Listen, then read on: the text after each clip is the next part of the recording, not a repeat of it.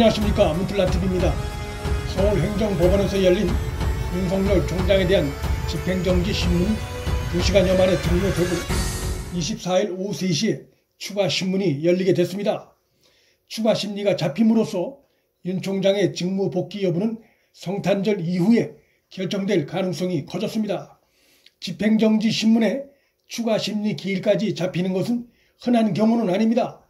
이는 그만큼 검찰총장에 대한 2개월의 직무정지라는 사상 초유의 사태가 담고 있는 헌법적, 법률적 의미가 크다는 것을 보여주는 것이라 할 수 있습니다.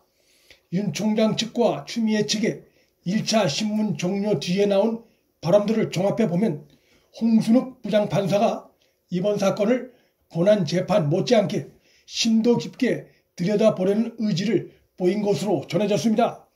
홍 판사는 1차 신문 과정에서 이번 집행정지 사건이 사실상 본안재판과 다름이 없는 것이어서 간략히 심리하기는 어렵다는 입장을 보인 것으로 전해졌는데, 이것은 만일 윤 총장에 대한 직무정지 2개월이 그대로 진행될 경우 남은 임기 동안 본안재판이 마무리되기 어려운 문제점이 있다는 취지로 볼 수 있어서 검찰총장에 대한 직무정지로 회복할 수 없는 공공복리의 피해, 국가적 피해가 초래될 수 있다는 윤 총장 측의 변론과도 맥이 닿는 측면이 있습니다. 통상 단심으로 마무리되는 집행정지 신문이 길어진다는 것은 국가 권력의 피해를 입은 소송을 제기한 측에 변론의 기회가 더 제공된다는 점에서 윤 총장 측으로선 조금이라도 유리한 상황 전개로 볼 수 있습니다. 이날 윤 총장 측은 검찰총장에 대한 절차와 사유 모두 부당한 2개월의 직무정지는 정치권으로부터의 검찰의 독립성과 중립성을 침해하는 위헌적 사태라는 것을 강조했고, 추미애 측은 이에 대해 검찰총장에 대한 징계 역시 공무원에 대한 대통령의 재량권에 속하는 행위라며 맞서면서 공박을 벌였습니다.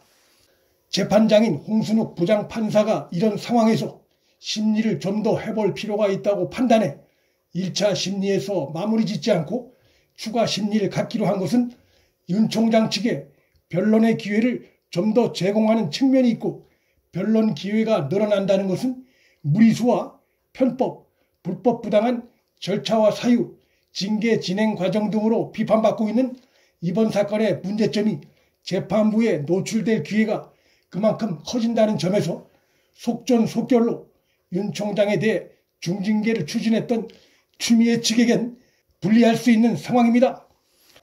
재판장인 홍 부장판사는 신문이 열리지 않는 동안에도 양측에 재판장으로서 이 사건 관련해 자신이 궁금한 내용 관련해 질의서를 보내겠다고 밝힌 것으로 전해졌습니다. 이번 사안을 굉장히 심도 있게 심리하려는 그의 의도가 잘 묻어나는 대목입니다. 특히 윤 총장 측이 그간 법무부에 자료 제공을 요청했으나 법무부 측에 비공개로 볼 수 없었던 자료까지 법원에 도착했고, 이를 윤 총장 측으로 하여금 충분히 검토할 시간까지 주어진 셈이어서 다음번 신문에서 윤 총장 측으로선 보다 유리한 상황에서 심리에 임할 수 있게 됐습니다.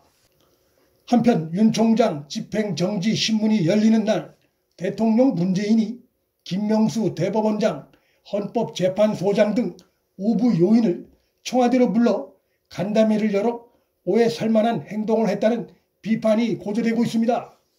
이날 모임에도 오간 내용을 보면 굳이 이날의 5부 요인을 초청할 특별한 내용이 눈에 띄지 않는다는 점에서 더욱 비판을 명시 어려울 것으로 예상됩니다.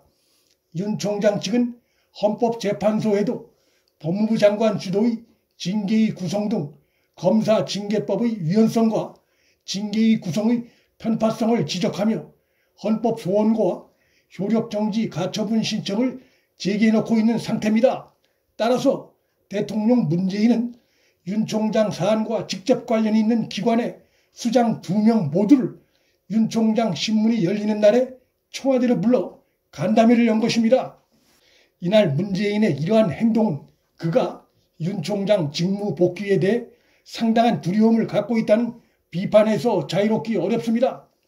윤 총장 직무정지 사안에 대한 집행정지신문이 22일 열린다는 것은 이날 청와대 모임 시점 이전에 알려졌던 내용인 만큼 오해를 피하기 위해 얼마든지 모임 날짜를 변경할 수 있었음에도 굳이 이날 모임을 가졌다는 점에서 검찰총장 직무정지 사태에 대한 대통령 문재인의 국가 지도자로서의 경솔한 행위는 비판을 피하기 어렵고, 아울러 대통령 문재인은 물론 이 모임에 참석한 김명수 대법원장과 헌재 소장도 오해를 살만한 행동을 했다는 비판을 명키 어렵습니다. 자신들의 행위가 재판부에도 영향을 미칠 수도 있다는 점을 조금이라도 생각해 자제했어야 하는데, 그렇지 못한 이들의 행위는 사법 역사에도 부끄러운 장면으로 기록될 가능성이 있습니다. 다만 행정법원의 홍 부장판사가 신문 기일을 한 차례 더 갖기로 하는 등 졸속 심리를 거부함으로써 또 원칙과 절차, 증거를 중시하는 홍 판사의 스타일상 이날 청와대 모임이 홍 판사가 진행하는 행정법원 심리에 실제 영향을 미칠 일은 크지 않을 것으로 예상이 됩니다. 한편 술에 취해 택시기사를 폭행한 법무차관 이용구 사건이 서울중앙지검에 배당됐는데, 이 사건이 친추미애 라인인 이성윤이 지휘하는 중앙지검에 배당됐다는 점, 또 이용구와 문재인 정부의 검찰개혁 주무를 이끈 대검의 이종근 형사부장이 사건 지휘를 하게 된 점이 검찰 일각에서 우려를 낳고 있습니다. 이종근은 박은정 감찰 담당관의 남편입니다.